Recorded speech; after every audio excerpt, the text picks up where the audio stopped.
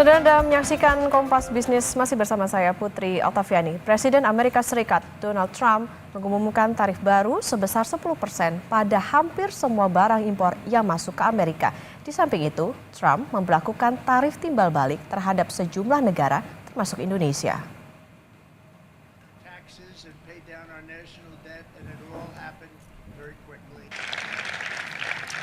Indonesia muncul pada daftar tarif imbal balik yang diumumkan Trump pada hari Rabu waktu setempat. Trump bilang Indonesia menggetok tarif 64% untuk barang-barang dari Amerika. Amerika mengklaim cukup berbaik hati dengan memberikan diskon setengah harga menjadi 32% terhadap barang-barang Indonesia yang dijual di Amerika Serikat. Trump bilang Amerika akan menggunakan uang yang dihasilkan dari tarif untuk mengurangi pajak dan membayar utang nasional.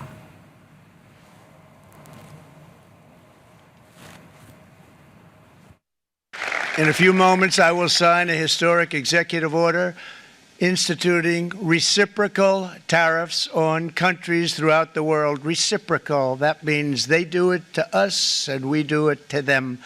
Very simple, can't get any simpler than that.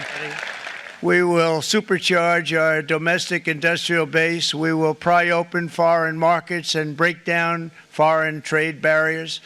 And ultimately, more production at home will mean stronger competition and lower prices for consumers. This will be indeed the golden age of America. It's coming back. We're going to come back very strongly. Bagi Presiden Amerika Serikat Donald Trump, Rabu waktu Amerika Serikat adalah hari pembebasan, hari penerapan tarif kepada mitra dagang Amerika Serikat. Kami ambil sedikit saudara perbandingan tarif dengan negara lain. Vietnam dikenakan tarif 46%, kemudian Thailand 36%, Tiongkok 34%, Malaysia 24%, dan Singapura 10%. Dunia langsung merespons perlakuan Trump.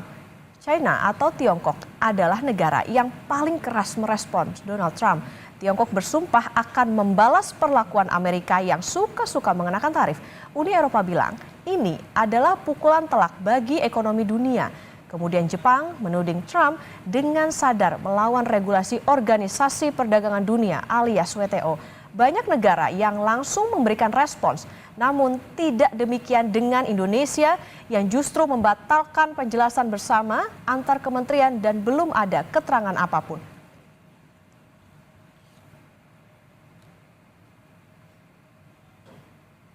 Kenapa Amerika Serikat sangat menekan Indonesia? Kami punya jawabannya saudara lewat data Badan Pusat Statistik. Bagi Indonesia, Amerika adalah surga ekspor karena kerap menghasilkan surplus neraca dagang. Sederhananya, Amerika banyak mengalirkan dolar ke Indonesia. Februari 2024, surplus dagang Indonesia dengan Amerika adalah 1,4 miliar dolar Amerika Serikat. Kemudian Januari 2025 naik jadi 1,56 miliar dolar dan Februari 2025 naik lagi menjadi 1,57 miliar dolar. Trump selalu meradang terhadap mitra dagang atau negara lain yang lebih banyak mengekspor barang ke Amerika, bukan sebaliknya. Perang tarif juga menjadi karakteristik sejak Trump memimpin di periode sebelumnya.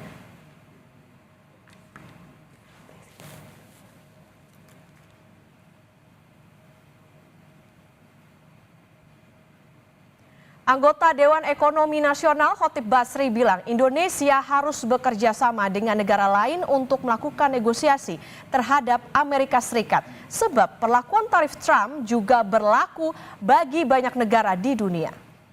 Kita sudah mengantisipasi bahwa efek paling buruk itu adalah penurunan produksi untuk barang ekspor yang akan berdampak pada PHK. Sehingga beberapa langkah dipikirkan dan disiapkan untuk ini. Ini tidak bisa dilakukan sendiri dan karena ini tidak hanya terjadi di Indonesia, maka implikasinya adalah mungkin kita juga harus kerjasama dengan negara-negara ASEAN lain karena ini universal kan, ya.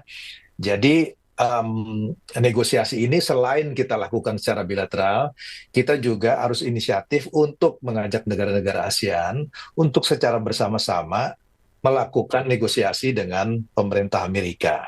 Ya, kemudian yang berikutnya adalah yang juga penting, jika ekspor kita itu akan terkena, ya, bagaimana menjaga agar ekspor kita itu tetap kompetitif. Tiongkok bersumpah akan melawan. Eropa mengkritik keras. Jepang menuding Amerika sengaja melanggar aturan WTO. Kenapa Indonesia memilih bersikap diam? Kompas Bisnis akan tanya langsung ke Direktur Eksekutif Selyos, Bima Yudhistira. Selamat pagi Mas Bima. Selamat pagi. Mas Bima, secara mudah dulu, apa sebetulnya yang dimaksud perang tarif yang ditabuh oleh Donald Trump? Ya, perang tarif ini kan secara sederhana Amerika Serikat keberatan. Contohnya Indonesia menyumbang surplus perdagangan ke Amerika Serikat ya, yang berarti ada perdagangan yang dinilai tidak adil. Dan karena ini bagian dari janji kampanye Trump untuk membawa lebih banyak lagi industri ke dalam negeri Amerika. Jadi semua produk termasuk yang dihasilkan dari Indonesia yang dikirim ke Amerika itu harus mendapatkan tarif atau bea masuk yang lebih mahal. Sehingga produk yang dihasilkan Indonesia menjadi kurang kompetitif dibandingkan produk yang dihasilkan di dalam negeri Amerika. Basicnya itu. Nah, tapi semua sekarang meragukan hitung-hitungan 64% misalnya yang disebut sebagai hambatan tarif yang dibebankan Indonesia terhadap produk Amerika itu dasarnya tidak jelas. Karena di websitenya White House atau Gedung Putih itu memasukkan TKDN, dimasukkan devisa hasil ekspor 100% yang wajib disimpan dalam negeri dimasukkan sebagai hitung-hitungan. Begitu juga sebaliknya, begitu Indonesia kena tarif resiprokal atau tindakan balasan 32%, itu pun dasarnya juga tidak jelas. Trump hanya bilang bahwa Indonesia mengenakan 64% terhadap produk dari Amerika, kemudian kita balas ya, Trump bilang kita balas dengan 32%, itu sudah didiskon. Jadi Trump ingin bilang bahwa harusnya Indonesia kena 64%, tapi Indonesia dikasih 32%. Itu pun juga nggak ada dasarnya. Jadi artinya ini akan memicu reaksi. Yang disebut perang tarif adalah ketika negara yang merasa dinilai tidak adil oleh kebijakan tarifnya Trump, itu akan menyerang balik, akan retaliasi. Nah, ini yang dilakukan sebentar lagi oleh Eropa, kemudian Australia, dan negara-negara lain. Tapi dasar dari balas dendam tarifnya Amerika ini sekali lagi secara ekonomi itu tidak berdasar. Oke, artinya ini memang yang menjadi catatan adalah tidak jelas hitungannya meskipun Amerika mengklaim bahwa ya mereka sudah berbaik hati, harusnya 64 tapi dikasih 32. Nah, tentu ini dikhawatirkan bisa memicu tadi ya perang tarif antar negara. Nah, Mas Bima, apa sebetulnya beda tarif lama dengan tarif baru bagi barang Indonesia yang diekspor ke Amerika? Ya, jadi ada dua jenis atau kategori. Yang pertama adalah barang yang memang terkena tarif ad valorem. Kemudian yang kedua adalah barang yang mendapatkan fasilitas GSP, Generalist System of Preference. Itu tarifnya 0%. Contoh sederhananya begini, misalnya sepatu yang terkena tarif ad valorem itu sebelumnya 12%. Begitu dikenakan resiprokal 32%, berarti berapa? 44% yang harus dibayar oleh konsumen Amerika. Ini karena semua nanti diteruskan kepada konsumen Amerika. Jadi sepatu made in Indonesia yang dikirim ke Amerika itu mulai 9 April 2025 tarifnya menjadi 44%. Nah, itu yang membuat perbedaan antara tarif lama dengan tarif baru. Tadinya 12 menjadi 44%. Itu kan signifikan sekali ya dampaknya terhadap produsen dari sepatu, kemudian hampir sebagian besar produk itu akan kena. Nah, yang jadi pertanyaan, apakah 3.500 produk atau item yang masuk kategori 0% tarif sebelumnya ke Amerika, GSP itu, apakah itu kemudian harus kena tarif yang baru juga? Nah, ini kemungkinan besar karena ada baseline 10% tarif, artinya adalah semua produk Indonesia yang dikirim ke Amerika itu minimum akan kena tarif 10%, plus kemudian 32%. Nah, itu yang dilihat dari kebijakan barunya. Artinya ini akan menjadi semakin mahal begitu barang-barang yang dikirim dari Indonesia dan ini tentu berdampak pada bagaimana daya saing produk-produk dari Indonesia. Mas Bima, kalau negara lain itu kan langsung merespon. Sedangkan Indonesia sampai saat ini masih diam nih. Gimana sikap diam pemerintah ini bisa dibaca oleh pengusaha ataupun juga industri? Ya, kemarin kan preskonnya di cancel oleh pemerintah Indonesia karena masih banyak item yang harus dipelajari. Katanya begitu. Artinya apa? Artinya memang kita harus sangat hati-hati. Yang menjadi pertanyaan kan begini, Vietnam yang sudah punya perjanjian perdagangan bebas dengan Amerika saja, Indonesia nggak punya tuh perjanjian perdagangan bebas dengan Amerika. Vietnam punya, itu kena tarif tinggi sekali. Nah, Indonesia ini apa yang mau ditawarkan di atas meja? Daya tawar apa yang bisa kemudian meyakinkan Trump bahwa secara bilateral Indonesia bisa diturunkan tarif resiprokalnya? Ini yang masih menjadi pertanyaan. Amunisi pemerintah untuk negosiasi dengan Trump apa? Jadi opsinya sekarang ini adalah mengajak negara lain iya, atau cari negara lain untuk melakukan pengalihan dari ekspor. Nah, itu sebagian mudah, sebagian juga agak susah. Contohnya misalnya fashion. Jadi brand-brand besar itu untuk mengalihkan ekspornya kemudian ke Indonesia, ke negara lain, itu belum tentu semudah itu kan. Karena soal harga, karena soal kualitas juga perlu ada penyesuaian. Otomotif juga sama. Otomotif itu kalau bergeser pasarnya dari Amerika ke Timur Tengah, itu memang gampang ngomongnya nih, tapi produk yang disukai masyarakat Timur Tengah dengan Amerika itu punya banyak spesifikasi yang berbeda. Jadi nggak semudah itu melakukan pergeseran. Jadi sekarang oke, negosiasi bersama dengan negara-negara ASEAN satu hal, atau kita perlu memperkuat intra perdagangan dengan BRICS. Jadi saya kira ini kita ke depan akan makin mendekat dengan negara-negara BRICS, baik China, India, kemudian Brazil dan Afrika Selatan, plus beberapa Timur Tengah, sebagai cara untuk mendiversifikasikan ekspor dari Amerika ke negara-negara non-Amerika. Oke, secara singkatnya mungkin ini bisa menempuh jalur diplomasi ataupun juga negosiasi bersama dengan negara-negara lain yang jadi korban begitu ya atas tarif yang diberlakukan oleh Trump di era yang baru ini. Mas Bima, nanti akan kami lanjutkan usai jeda dan saudara tetaplah bersama kami di Kompas Bisnis.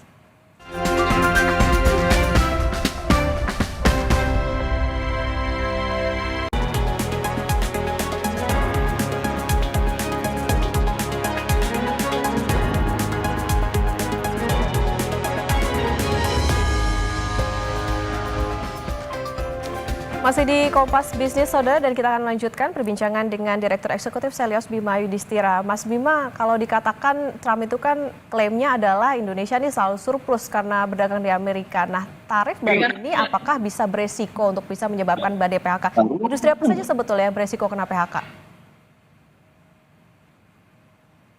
Artinya oblak ya.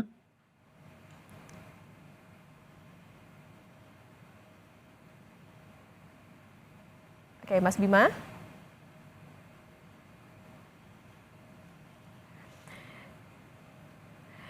Ya baik saudara, tadi sembari kita menantikan berbincangan dilanjutkan bersama dengan Direktur Eksekutif Selyos Bima Yudhistira bahwa tadi dikatakan dengan adanya kebijakan atau tarif barang impor di mana Indonesia terkena tarif timbal balik yang dikatakan ini ada 64%, tetapi yang jadi catatan adalah ini tidak jelas dijelaskan secara gamblang begitu mengapa harus 64% meskipun atau 32% maksud kami, karena Trump sendiri mengklaim bahwa ini sudah berbaik hati begitu atau ini sudah setengah dari apa yang ditetapkan oleh Indonesia terhadap Amerika Serikat yaitu 64%. Dan juga bahwa ini bisa dikhawatirkan terjadi adanya perang tarif di mana negara-negara merasa tidak adil dan melakukan serangan balik terhadap kebijakan yang dibebankan oleh Trump. Mas Bima, sudah terhubung? Ya. Ya baik Mas Bima, jadi kenapa sih sebetulnya Indonesia selalu surplus dan tarif baru ini apakah bisa berpotensi menyebabkan badai PHK? Industri apa saja sebetulnya yang beresiko kena PHK atau berdampak paling besar karena adanya kebijakan tarif dari Trump ini? Ya, beberapa sektor misalnya otomotif itu kan juga sebelumnya dibebankan 25% tarif ya bagi kendaraan bermotor suku cadangnya yang diproduksi di luar Amerika. Sementara sektor otomotif di Indonesia salah satu yang penyerap tenaga kerja besar. Kemudian alas kaki, tadi sepatu, pakaian jadi, sampai industri minyak kelapa sawit dan elektronik. Ini adalah sektor-sektor yang paling banyak terdampak dari adanya tarif resiprokal. Dan kita bisa bayangkan, sebagian besar sektor padat karya ini sudah mengalami kelesuan dalam beberapa tahun terakhir. Gelombang PHK-nya juga cukup meningkat. Jadi ditambah dari beban tarif yang semakin besar untuk barang-barang yang masuk ke Amerika, ini akan membuat sebagai spiral doom effect namanya. Jadi ada beberapa yang menyebut sebagai spiral doom effect, yang artinya apa yang terjadi dengan perang tarif ini dampaknya akan langsung terasa bagi penurunan pemesanan order dari brand-brand internasional, khususnya pakaian jadi dan sepatu di Indonesia. Selain itu juga kita bisa melihat ya bagaimana negara-negara seperti China, Vietnam, Kamboja itu pasti akan cari pasar baru karena mereka kelebihan produksinya harus dibuang. Nah, selama ini produk-produk Indonesia itu karena kualitasnya bagus, itu kita kirim Amerika tujuannya paling besar untuk yang baju dan sepatu. Sementara Vietnam, China, dan Kamboja itu justru semakin lama semakin penetrasi produk-produknya ke Indonesia. Jadi bisa dicek ya di brand-brand fashion yang ada di Jabodetabek itu kalau kita beli cek di belakang labelnya itu made in Kamboja, Sri Lanka, Bangladesh, Vietnam. Ya, artinya ini situasi yang kurang begitu bagus. Begitu Vietnam mengalihkan ke Indonesia, maka kita pasca Lebaran akan melihat adanya banjir impor barang-barang yang harganya murah, kualitas belum tentu bagus, tapi akan membanjiri dan itu akan menekan industri domestik lebih dalam lagi. Oke, ada sejumlah sektor yang terkena ini karena situasinya lagi lesu ditambah dengan beban tarif nampaknya jadi kayak udah jatuh tertimpa tangga nih. Nah Mas Bima, apa dampaknya bagi rupiah kalau rupiah merosot sedangkan Indonesia masih impor kedelai, tepung, BBM, apa yang akan dirasakan oleh masyarakat? Ya, yang jelas rupiah ini akan mendorong imported inflation atau inflasi yang diciptakan karena biaya impor akan meningkat. Jadi sudah sentimen dari sisi pasar keuangannya negatif, memandang ya banyak sekali faktor ekonomi global bisa terancam resesi karena adanya tarif Trump, fundamental ekonomi Indonesia juga kurang begitu solid, sehingga ini kan menurunkan trust terhadap rupiah. Di satu sisi memang perdagangan akan menurun. Nah, perdagangan menurun berarti supply dolarnya juga akan berkurang. Dan ini yang membuat situasinya kurang begitu bagus ya bagi masyarakat. Tentunya biaya barang impor, elektronik, peralatan rumah tangga, AC, kulkas, TV, sampai properti. Jadi masyarakat yang mau beli properti juga salah satu concern utama mereka adalah biaya barang material yang sebagian kita masih melakukan impor. Mau kaca, keramik, itu semua akan kena dampaknya kalau rupiah terus mengalami pelemahan.